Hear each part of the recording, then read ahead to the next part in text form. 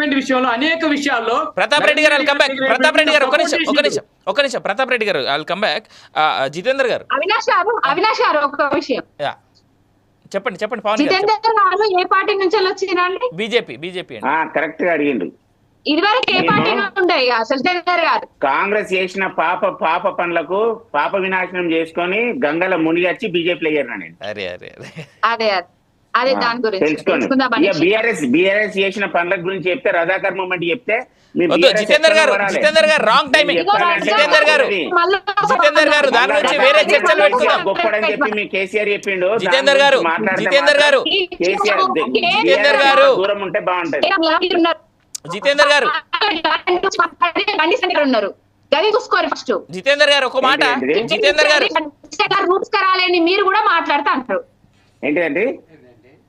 కేంద్రం నుంచి వెళ్ళి బడ్జెట్ కరీంనగర్ ఉంటున్నా మీరు కరీంనగర్ ఉంటున్నారు కదా, స్మార్ట్ సిటీ కనిపిస్తలేదా మీకు? పావని గారు హైదరాబాద్ అండి, కరీంనగర్ కాదు. జితేందర్ గారు ఒక మాట. తీగరవంతరం గురించి మాట్లాడింది కదా, తీగరవంతరం గురించి మాట్లాడింది కదా. మీ తీగరవంతరం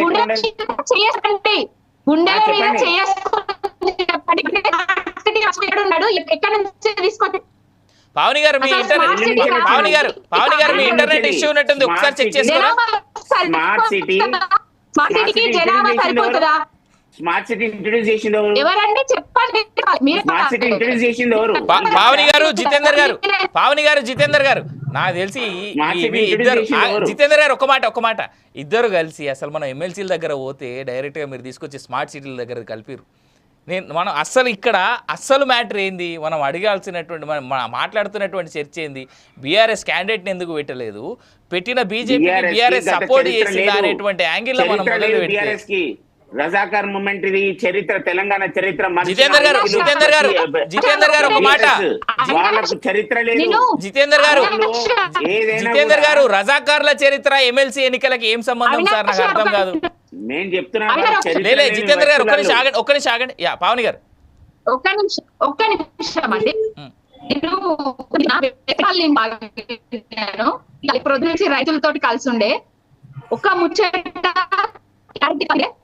బీసీ పదాన్ని బీజేపీ కాంగ్రెస్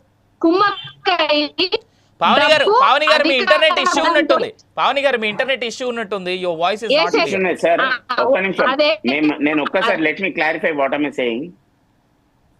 ఒకటి, మేము వికసిత్ భారత్ తోని ఇవాళ ఓటర్లందరూ కూడా బీజేపీ మీద నమ్మకంతోని ఇవాళ ఖచ్చితంగా బీజేపీతోనే కూడా సాధ్యమవుతుంది. ఇవాళ 12 లక్షలతోని ట్యాక్స్ వేవరింగ్ తోని కూడా 12 లక్షల వరకు కూడా ఎవరు ట్యాక్స్ కట్టే అవసరం లేదనేది తీసుకొచ్చినప్పుడు దాన్ని హర్షం వ్యక్తం చేసి దాని కృతజ్ఞత భావంతో ఇవాళ మా పచాస్ ప్రభారి వారు చేసిన వ్యక్తి బీజేపీలో వారు చేసిన సేవలకు కానీ ఇంకా ఎట్లా బీజేపీ ప్రతి ఫస్ట్ నుంచి ఎవరు డిక్లేర్ అయినప్పుడు ఫస్ట్ బీజేపీ డిక్లేర్ చేసింది. ఎందుకు?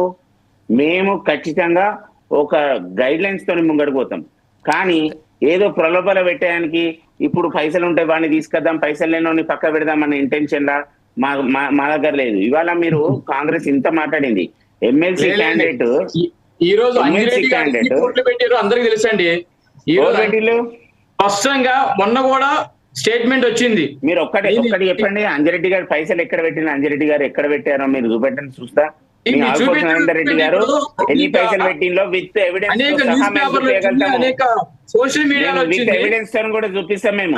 సోషల్ మీడియా కాదు, అది మీ బూటకలవన్నీ. ఇన్ని కోట్లు ఖర్చు పెట్టారు పట్టించుకుంటారని చెప్పేసి ఆయనే గతం బాధపడ్డాడు. నాకు ఎవరు సపోర్ట్ చేయట్లేదని చెప్పేసి బాధపడి ఇన్ని కోట్లు ఖర్చు పెట్టి నాకు గుర్తు చెప్పేసి కూడా ఆయన మస్తాన్ గారు చాలా రకాలు ఉంటాయండి. ప్రతాప్ గారు